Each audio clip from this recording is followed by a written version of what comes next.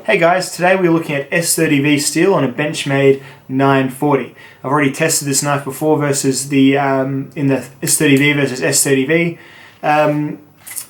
video I did, and interested to see how it goes when I change those angles and grits up just a little bit. So I've watched my analytics. People tend to skip when I just show the testing.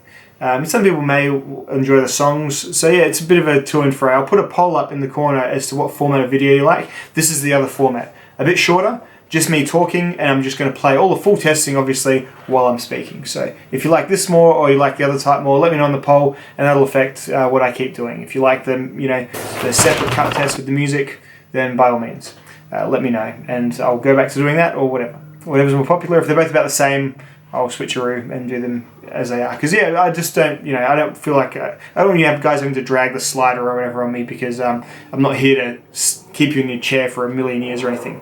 I can do this quicker, and so I'm trying that this time, apart from this big ass monologue first up. Anyway, so I put a mirror polished edge on this Benchmade 940. I used the 160,000 grit, aka 0.1 micron honing strops that come with the KME sharpening system, which is the system I use. So I had that mirror edge going first. I know it would be better to do the 600 grit and then graduate up to the mirror, but I was excited when I got the KME and I just wanted to mirror a bunch of knives. I'll probably do that other way in the future. But yes, mirror edge. So I got my twisted sisal rope, and the test is obviously cutting the twisted sisal rope until a knife no longer slices a held piece of paper, which I just hold, put a slight sort of rigidity in using my thumb and forefinger, and then slice cut it. And if it stops slice cutting it reliably, then I stop the test. I test it intermittently to see if it keeps doing it, and when the test is over is when it no longer slices the handheld piece of paper, as it did when the knife edge was brand new, or freshly sharpened. So, mirror edge on the Benchmade 940 at 16 degrees, which is what we're looking at today. 160,000 grit, 16 degrees per side. I cut 330 times through the rope before it no longer had a paper slicing edge. So I'm thinking that's about, testing the absolute apex, like the very, very fine cutting edge, whether it rolls, whether it dulls, whatever. That's when it stopped. So then I got the KME out again, and I put a 600 grit, 16 degree edge on it. So the same edge angle, exactly the same, the only difference being the finish was 600 grit rather than the mirror polished 160,000 grit. As you see on the photo, probably on the screen right now, 600 grit is just much more of a machine-like finish. It's just a sort of a matte silver finish on the edge rather than a illustrious mirror. This knife with that edge cut through the rope 275 times before it no longer sliced held paper.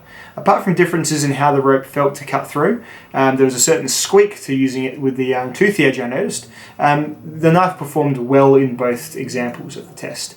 However, the slight, or the relatively large, well, the difference was in favour of the mirror polished edge. A difference of 55 cuts between the two of them, which I suppose is enough to say, even with some variables aside, you're likely to get a little bit more edge retention versus rope out of a mirrored edge on your S30V, at least on this S30V from the Benchmade 940. How it applies to other S30V, well, more testing is required, obviously.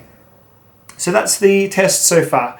I would say from this experience, I'm going to keep a mirror polished edge on my Benchmade because I feel it will hold its edge for a bit longer, and very importantly as well, it looks fucking cool. And there is nothing wrong with doing a thing, because unless you're sacrificing gross performance for cool looks, then nothing wrong. You know what?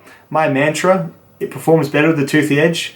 I'm going to keep it polished, because 500 cuts versus 600 or 700 or whatever it was.